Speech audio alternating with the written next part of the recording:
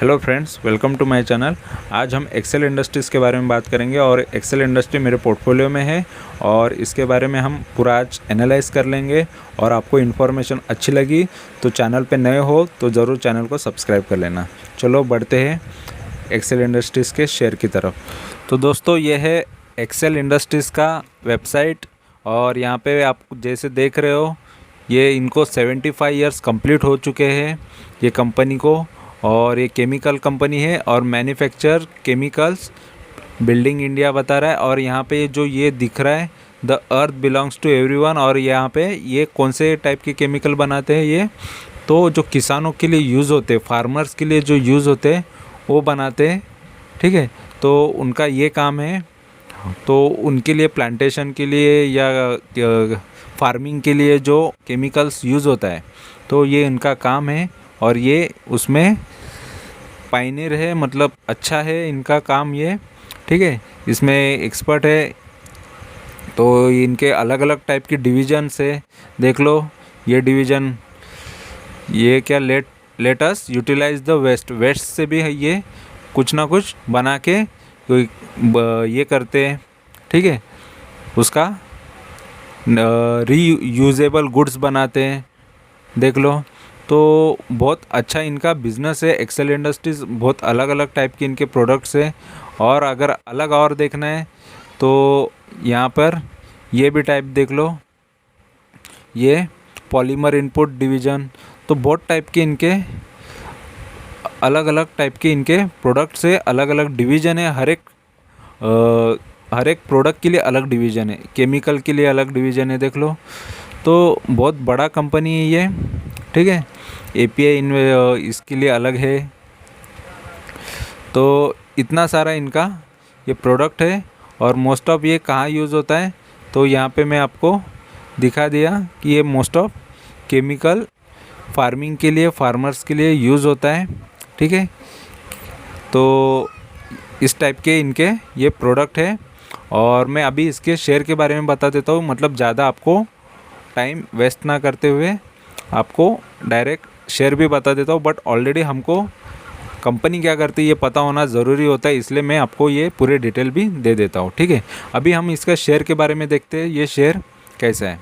तो यहाँ पे शेयर 900 का अभी भाव चल रहा है और ये अभी बाइंग के रेंज में आ चुका है ऑलरेडी। इसको बाय करोगे तो देखो, कभी भी शेयर को ये भाव पे कभी नहीं खरीदना है। जब 1200-1300 का जब भाव चल रहा था, 1287, ठीक है, 1287 जब चल रहा था, तब इसको खरीदते तो शायद वहाँ पर मैं किसी ने रिकमेंड किया होता तो आज उसको ये दिन देखने मिलते।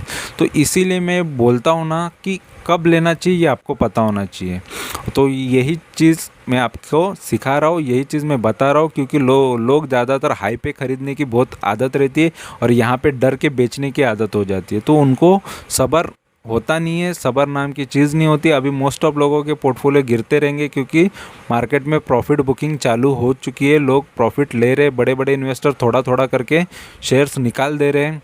ठीक है, प्रॉफिट ले रहे, निकाल रहे, इसका मतलब है कि उनके बहुत सारे शेयर प्रॉफिटेबल हो चुके हैं, वो निकालना चालू कर रहे हैं। उनके डबल हो गए रहेंगे, ट्रिपल हो गए रहेंगे, तो थोड़ा बेच के निकालते हैं, फिर नीचे आ जाता है भाव तो फिर से ख़रीद लेते हैं।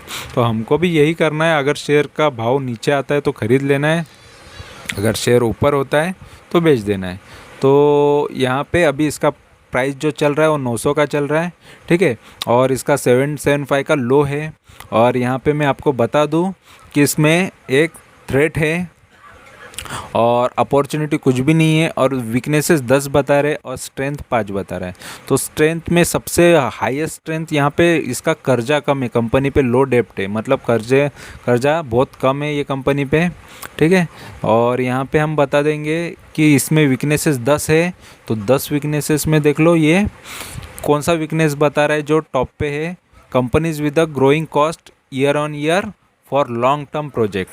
अभी इन्होंने पहले लॉन्ग टर्म प्रोजेक्ट के लिए खर्चा पहले से कॉस्टिंग करना चालू किया है। तो ये कंपनी में एक थोड़ा वीकनेसेस है। देखो, ये कभी भी फ्यूचर सोच के चलती है ना कंपनी, अच्छी होती है, लेकिन इसको वीकनेसेस में पकड़ा जाए क्योंकि ऑलरेडी ये लॉन्ग टर्म के लिए पहले ही कॉस्टिंग ऐड करती जा रही है, इस वजह से ये वीकनेसेस में पकड़ रहे हैं। ठीक है, बट ये फ्यूचर सोच के चल रही है कंपनी, आगे ये फ्यूचर में बहुत और अच्छा कर सकती है। इसी वजह से, ठीक है। और हम इसका ये देखेंगे कि ओवरव्यू में ये क्या बता रहा है। तो ओवरव्यू इसका मार्केट कैपिटल देख लो 1132 करोड़ का है, 1132 करोड़ का है। और ये डिविडेंड भी देती है कंपनी, तो डिविडेंड देने वाली कंपनी थोड़ा यही समझ के रखो, कॉन्फिडेंस रखा करो कि डिविडेंड देने वाली कंपनी अच्छी होती है, क्योंकि ये एक्स्ट्रा इनकम होता है शेयर होल्डर्स को। आपको तो रिटर्न तो मिल ही रहा है, बट साथ साथ आपको डिविडेंड मिलता है ना, ये आपका एक्स्ट्रा इनकम होता है। कंपनी उसके प्रॉफिट में से कुछ हिस्सा लोगों को बांटती है, तो ये होता है डिविडेंड। तो डिविडेंड प्रॉफिटेबल कंपनी ही डिविडेंड बांटती है, तो प्रॉफिट है इसलिए ही डिविडेंड बांट रही है। लॉस मेकिंग कंपनी कभी डिविडेंड बांटती नहीं है, तो अच्छा होता है। और देख लो ये भी एक अच्छी बात है कि ये इसको डिलीवरी 20 दिन का एवरेज निकाला गया है डिलीवरी का, तो 58% लोग डिलीवरी उठा रहे, 58% शेयर्स डिलीवरी पे चले जा रहे, मतलब लोग इसको होल्ड कर रहे, लेके रख रहे। देखो और क्या अच्छी न्यूज़ चाहिए, ये तो और अच्छी न्यूज़ है। और यहाँ पे फेस वैल्यू देख लो 5 का है, मतलब एक बार ये शायद स्प्लिट हो गया रहेगा तभी 5 का वैल्यू आता है। 10 का मोस्ट ऑफ वैल्यू होता है, उसके बाद ये 5 हो जाता है, ठीक है। मतलब स्प्लिट होने के बाद अगर 2000 का शेयर 1000 हो जाता है तो ऑटोमेटिकली 2 शेयर मिल जाते हैं, एक के बदले 2 मिल जाते हैं, बट उसका वैल्यू 1000 हो जाता है, ठीक है। तो ऐसा होता है। और पीबी देख लो बहुत अच्छा है, अट्रैक्टिव। मैंने बोला जैसे कि इसका लो डेप्ट है, तो पीबी भी अच्छा ही रहेगा। ये डेप्ट और असेट के ऊपर ही होता है ये डिसाइडेड, तो डेप्ट एंड असेट कंट्रोल में होता है या अच्छा होता है, तो ही ये 1 के आसपास होता है, तो वो अच्छा होता है। तो पीबी रेशियो भी बहुत अच्छा है। और इसका पी रेशियो देख लो लगभग 13 रुपये के ऊपर है, बट 13 रुपये है तो बहुत अच्छा ही है, अच्छा ही माना जाता है। और ग्रोथ अच्छा होने के चांसेस होते हैं, जितना पी कम हो उतना ग्रोथ होने के ज़्यादा चांसेस होते हैं। तो ओवरऑल हमने ये सारी चीज़ें जो मेन है वो सारी चीज़ें हमने देख ली। और अभी हम इसका चार्ट देख लेते हैं कि चार्ट में ये क्या बता रहा है और कैसा है ये, ठीक है। तो पहले हम इसका 1 महीने का चार्ट भी देख लेते हैं कैसा है। ऑलरेडी 1 महीने में का चार्ट में ज़्यादा कुछ मूवमेंट बहुत होती है, ज़्यादा कुछ देखने लायक नहीं होता है, क्योंकि 1 महीने में बहुत शेयर ऊपर नीचे होता ही है। तो ये यहाँ से देखो ऊपर से ये गिरते ही आया, फिर बीच में ऊपर गया था, तो थोड़ा अप डाउन हुआ है, बट नॉर्मली ये फिर से एक अच्छे रेंज में आ चुका है, क्योंकि ऑलरेडी बहुत प्रॉफिट बुकिंग हो रहा था, ठीक है। और यहाँ पे ये 3 महीने का देख लो, तो 3 महीने में ये शेयर कहाँ से ये गिरते आया है, ये प्राइस से बहुत गिरते आया है, लगभग 1100-1200 से ये गिरते आया है, और अच्छा खासा ये गिर चुका है। और 6 महीने में भी देख लो, 6 महीने में ये लगभग ये 1072 से ये बढ़ गया था, फिर वहाँ पर बीच में एक बार डिविडेंड दिया। डिविडेंड देख लो 11.25 रुपये दिया है डिविडेंड अच्छा ही मिला है लोगों को, ठीक है। तो फिर उसके बाद ये उधर से गिरा, डिविडेंड लेने के बाद भी लोगों ये शेयर गिरते गया, ठीक है। तो मोस्ट ऑफ ये इन्वेस्टर जो होते हैं उनके लिए बेनिफिट होता है कि डिविडेंड भी मिल जाता है और शेयर का वैल्यू आज नहीं तो कल बढ़ता ही है, ठीक है। और यहाँ पे देख लो 1 साल का इसका 1 साल में बहुत अच्छा रिटर्न दिख रहा था। यहाँ पे आप देख सकते हो, अगर ये शेयर 800 850 के जो रेंज में दिख रहा है, उधर से इसने एक अच्छा खासा मूवमेंट दिया, ठीक है।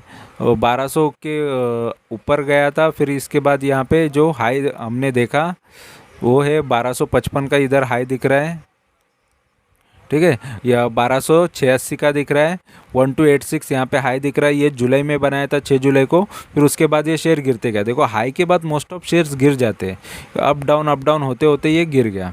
तो मोस्ट ऑफ हाई पे इसीलिए मैं ये सोचता हूँ कि हमेशा स्विंग ट्रेडिंग जैसा ही सोचो, क्योंकि हाई होता है तो थोड़ा बहुत बेचने की कोशिश करना चाहिए, कुछ शेयर्स थोड़े प्रॉफिट लेना चाहिए, उससे आप प्रॉफिट में रहोगे। नहीं तो देख लो यहाँ से ये इतना गया था तभी आपने कुछ प्रॉफिट लिया नहीं, फिर से देखो ये प्राइस में आ गया, ठीक है। जहाँ से स्टार्ट हो रहा है फिर वही रेंज में आके शेयर आपको मिल जाता है, तो आपको क्या फ़ायदा होता है उससे? कुछ भी नहीं। इतना साल 1 साल होल्ड करो फिर आपको कुछ मिलता नहीं है।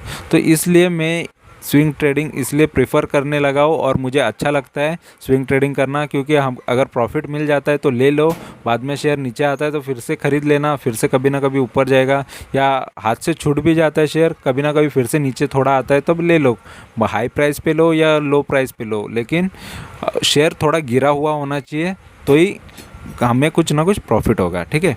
और यहाँ पे 5 साल का हम चार्ट देखते हैं, तो 5 साल का भी देख लो, अच्छा खासा लोगों को रिटर्न दिया है इसने। तो लगभग ये 3 350 के आसपास था। ये 323 का जो लो दिख रहा है, वहाँ से ये 5 साल पहले का जो लो था उससे ये फिर बाद में 1700 तक नहीं, ये हाई इसका 1922, इसने 1922 का 17 सितंबर 2018 में 1922 का हाई मारा। फिर वहाँ से देखो ये लगभग 1922 उसने बाद में दिखाया नहीं है, वो गिरते गिरते गिरते गिरते 2018 से बहुत गिर के फिर उसने 1900 तक गया ही नहीं है। ठीक है, तो गिरा हुआ है। उसके पहले लोगों को अच्छा 1900 तक प्रॉफिट दिया, 350 का शेयर 1900 हो गया। फिर उधर से देख लो अभी 800-900 के रेंज में आके ये रुका है।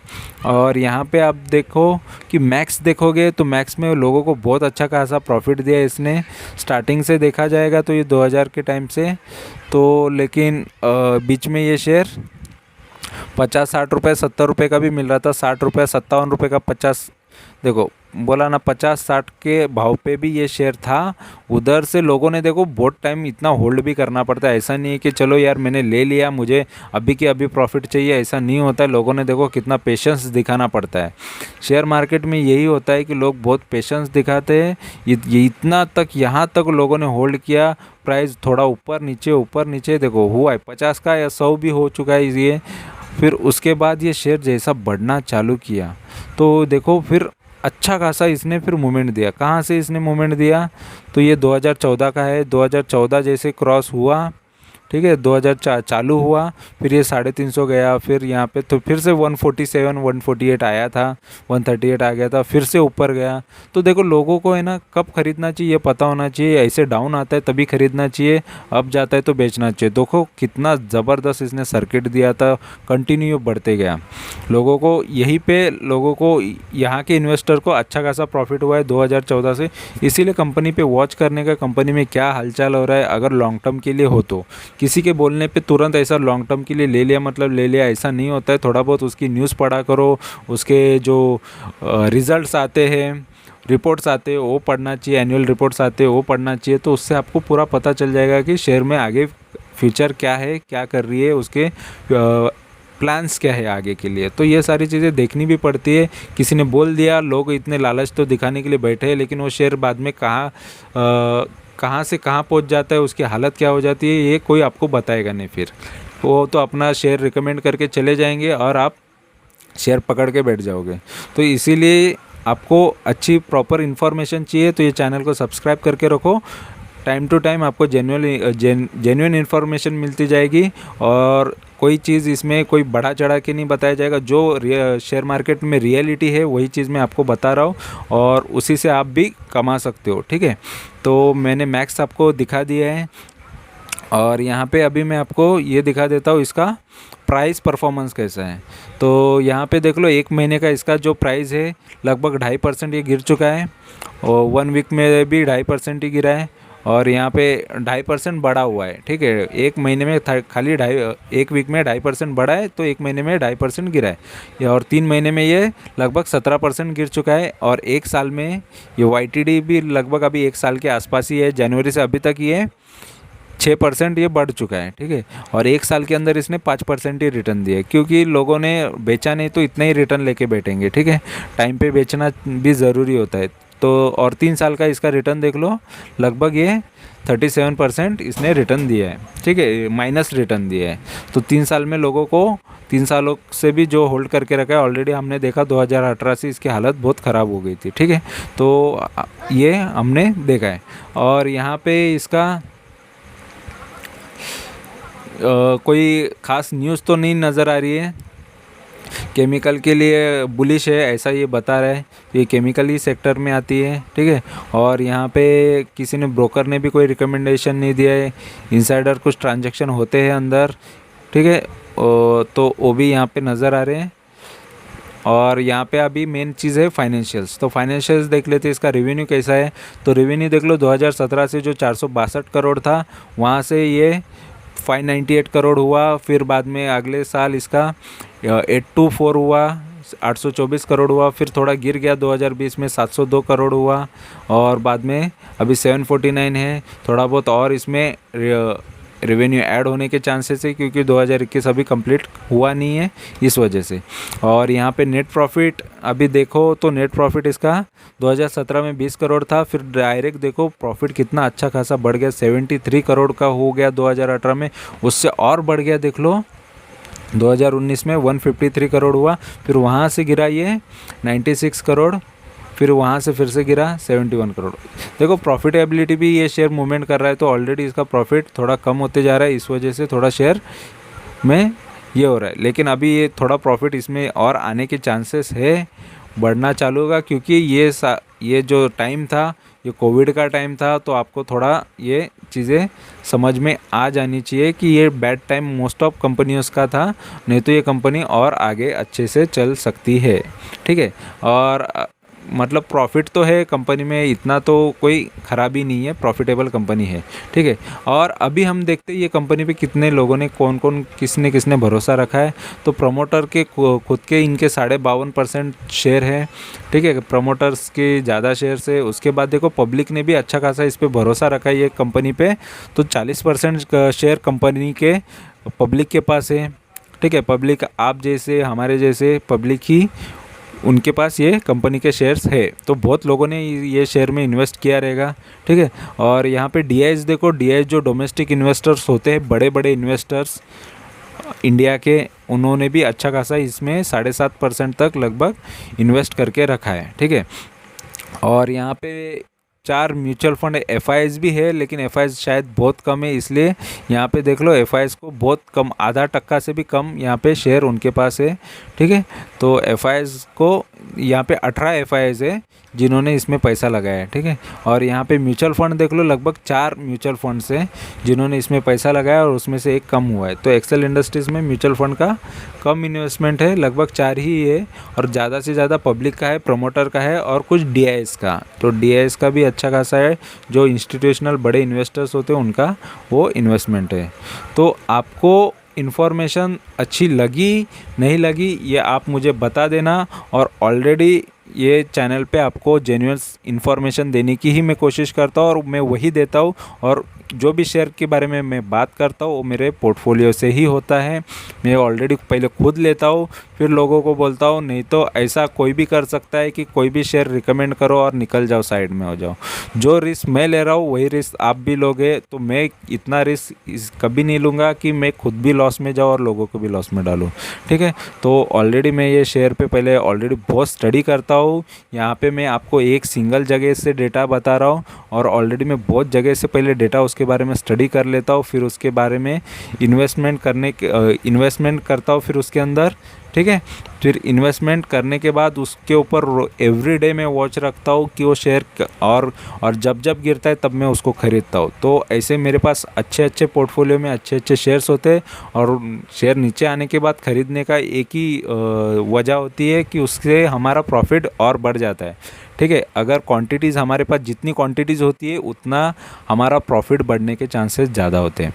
ठीक है, अगर हमने 100 लिए होते हैं शेयर, हमको और थोड़े कम भाव पे मिल रहा है, और थोड़े 100 ले लेते हैं तो 200 शेयर्स हो जाते हैं, तो प्रॉफिटेबिलिटी बढ़ने के भी चांसेस। अगर मैंने टारगेट सेम रखा है, मुझे 20 ही टका चाहिए, तो 20% अभी मैं 200 पे कमाऊंगा। फिर अगर और थोड़ा मुझे और नीचे मिल रहा है तो और मैं 100 क्वांटिटीज़ ऐड कर लूँगा, तो मुझे 300 पे मेरे को 20% मतलब मेरी और चीज़ें बढ़ जाएगी। और जब शेयर नीचे गिरता है तो उसमें चांसेस होते हैं फिर से रिवर्स करने के, बढ़ने के चांसेस होते हैं।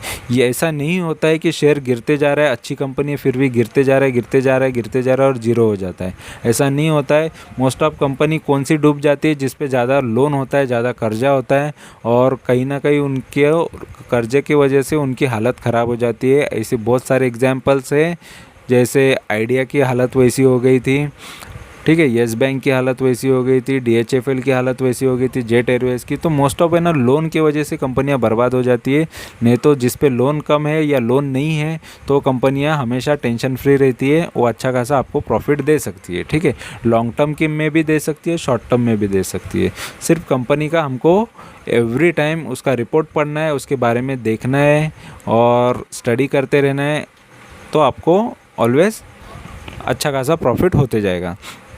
तो यहाँ पे मैंने आपको जो भी इन्फॉर्मेशन मेरे पास अवेलेबल थी मैंने आपको पूरा बता दी है, ठीक है। और बहुत जगह से इन्फॉर्मेशन होती है, तो 10 जगह से इन्फॉर्मेशन पढ़ के मैं आपको वही चीज़ बताऊँ तो उससे कोई मतलब नहीं है। जो मेन चीज़ है वो मैंने आपको बता दी है। कंपनी अच्छी है, शेयर अच्छा है, आपको अगर कॉन्फिडेंस है, आपको लगे तो ये ख़रीद लेना। ऑलरेडी मेरे पास पोर्टफोलियो में है और मैं आपको इसमें ये भी दिखा दूंगा कि मेरा प्रॉफिट जब होगा इस पर मैं प्रॉफिट बुकिंग का भी वीडियो लाऊंगा, ठीक है। तो ऑलरेडी जितने भी मैंने मेरे चैनल पे शेयर्स बताए हैं और जिस स्टॉक टॉक में बताए हैं उनके बारे में मैं प्रॉफिट बुकिंग का वीडियो ज़रूर लाऊंगा। आप ज़रूर देखोगे कि जो भी शेयर्स यहाँ पे मैंने बोले हैं, बात किया है उनके बारे में, वो शेयर में प्रॉफिट ज़रूर हुआ है, जल्द से जल्द हुआ है। ऑलरेडी अभी प्रॉफिट बुकिंग चल रही है बहुत लोगों की, ऑलरेडी बहुत उन्होंने जितना लॉन्ग टर्म से होल्ड किया रहेगा, या मार्केट बहुत ऑलरेडी बहुत ऊपर गया था, इस वजह से बहुत सारे शेयर्स प्रॉफिट दे रहे हैं, तो लोग प्रॉफिट बुकिंग कर रहे हैं। उस वजह से मार्केट थोड़ा डाउन है और थोड़े कुछ इकोनॉमिक्स के प्रॉब्लम्स होते हैं, तो कुछ ना कुछ देखो, कोविड जैसी सिचुएशन में भी मार्केट पूरा डाउन से फिर से अप आया था, तो ये तो नॉर्मल सिचुएशन है। तो कोई भी शेयर डाउन आता है फिर से अप आता है, सिर्फ पॉजिटिव रहना ज़रूरी होता है। तो पॉजिटिव रहो, कोई टेंशन लेने की कोई ज़रूरत नहीं है। चैनल को सब्सक्राइब करके रखो, रिलैक्स रहो, टेंशन फ्री रहो, और जो कुछ है मुझे कमेंट में आप पूछ सकते हो। तो आपको इन्फॉर्मेशन सच में अच्छी लगी है तो ज़रूर चैनल को सब्सक्राइब कर लेना, नहीं अच्छी लगी है तो कोई बात नहीं है। जहां आपको इन्फॉर्मेशन सही मिल रही है वहीं पे आप वो चैनल को सब्सक्राइब करके रखो और कमाते रहो, ठीक है। तो thank you very much for watching my video. Thank you, bye bye.